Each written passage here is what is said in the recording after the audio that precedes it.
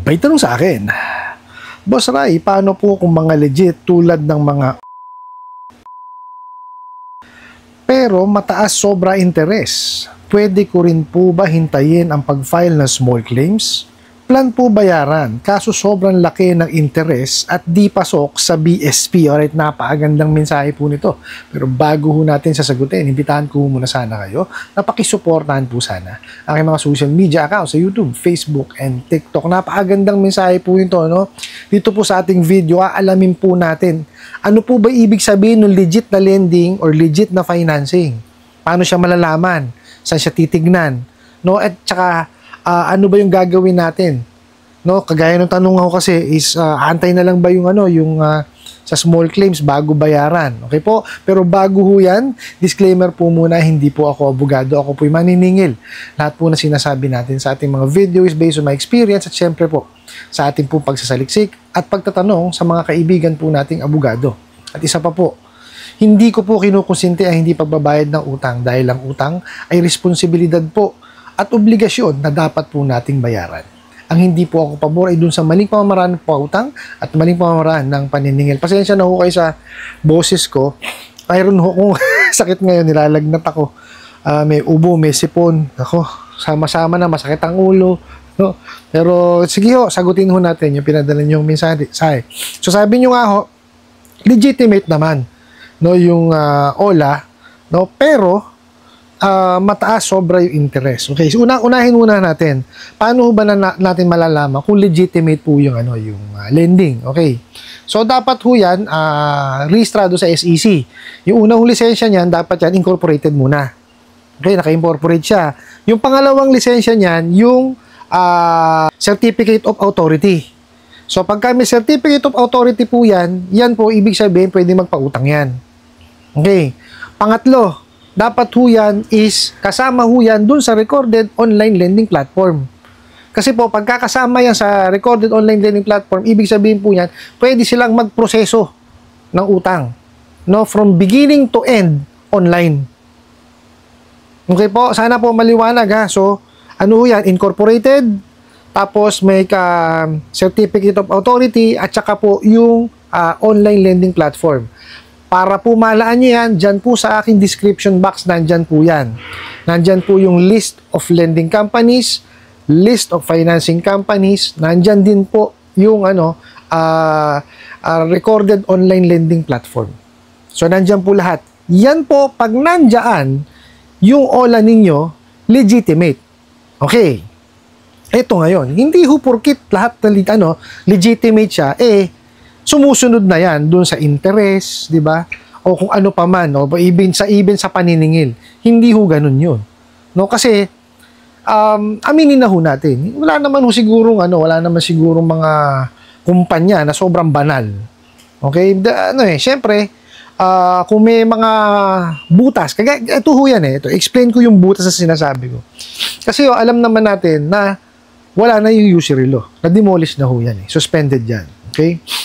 Ngayon, ibinigay po sa BSP yung sa interest rate.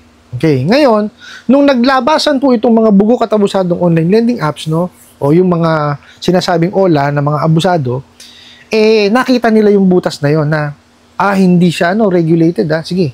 Tayo masusunod ngayon sa interest rate. Sinamantala po yan. Ngayon, nakita naman po yan ng SEC tsaka ng BSP. Okay?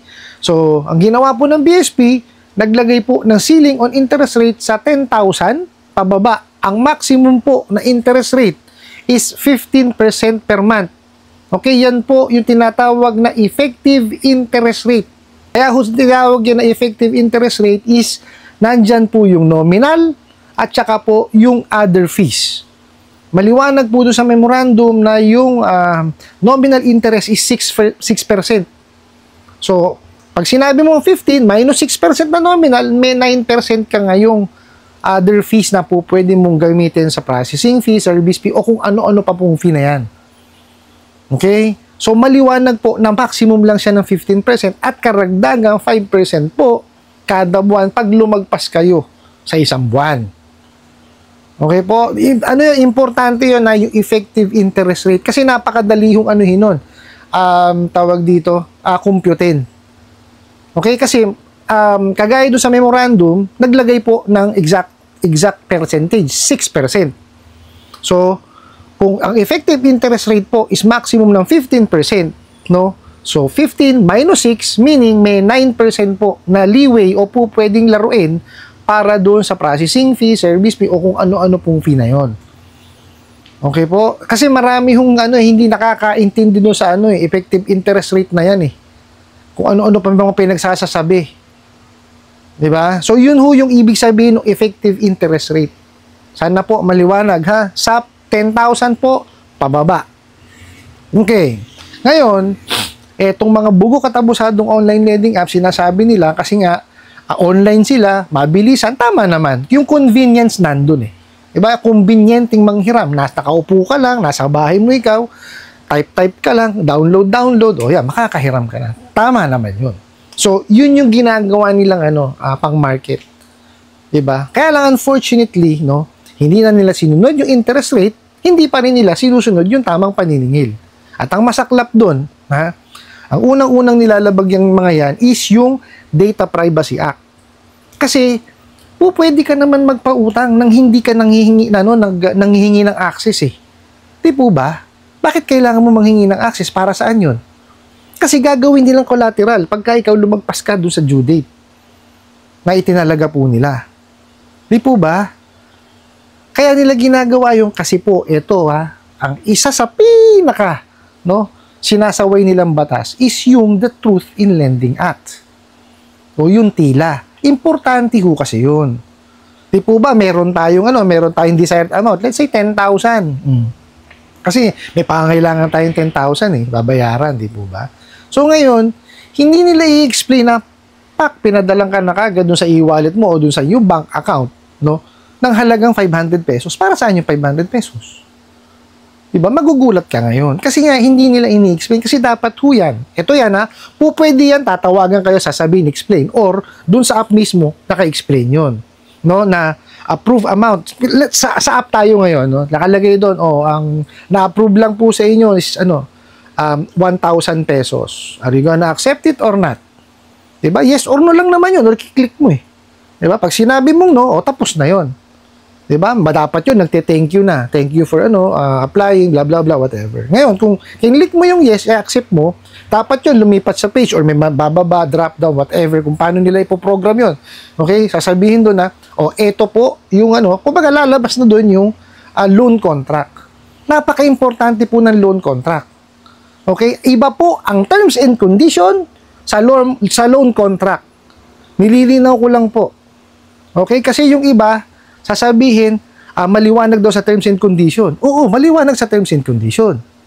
Bakit? In-explain ba ng maigi sa loan contract? Kasi dapat naka-apply yun sa loan contract kasi yun ang pipirmahan mo eh. Doon ka mag-a-agree. Diba? Sabi nga ng mga abogado, ang loan, pag hindi ka nag-agree, walang visa yun. Oh. Diba? So, hindi terms and condition na nasusunod. Loan contract or promissory note. Sana po maliwanag huwag kayong nagpipilit-pilit na terms and condition. Iba yung terms and condition sa loan contract. Yung terms and condition kasi yun yung pangkalahatan. Kung mayroong prolongation, kung extension, kung ano-ano po nakalagay doon. Marami yung mahaba yun. Talagang maliliit ang sulat nun. Talagang tatama rin kayo pero kailangan yung basahin. Ngayon, doon sa loan contract po, nakasaad tungkol doon sa loan. Sa current mong loan. Kada reloan mo, bago yun.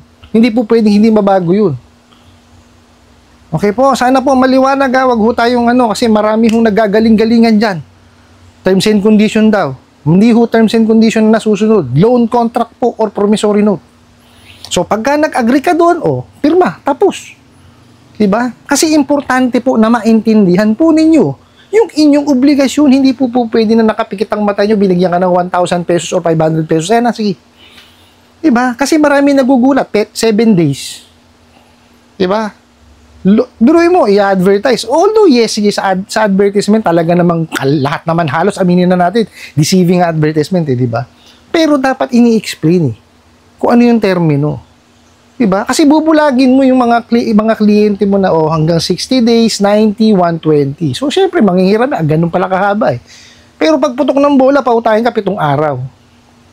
Diba? Kasi wala silang credit investigation. Now, eto na. Tinatanong nyo po rito, kung aantayin nyo na lang pag-file nila ng small claims, eto lang po yan. Kasi kung aantayin nyo pa yun, no? Kung yan, yung mga illegal, yung mga tao dito, yung nagsusulputan lang po, fly by night, no? Hindi ho magpapail yan. Ngayon, kasi nga, sabi nyo, legit.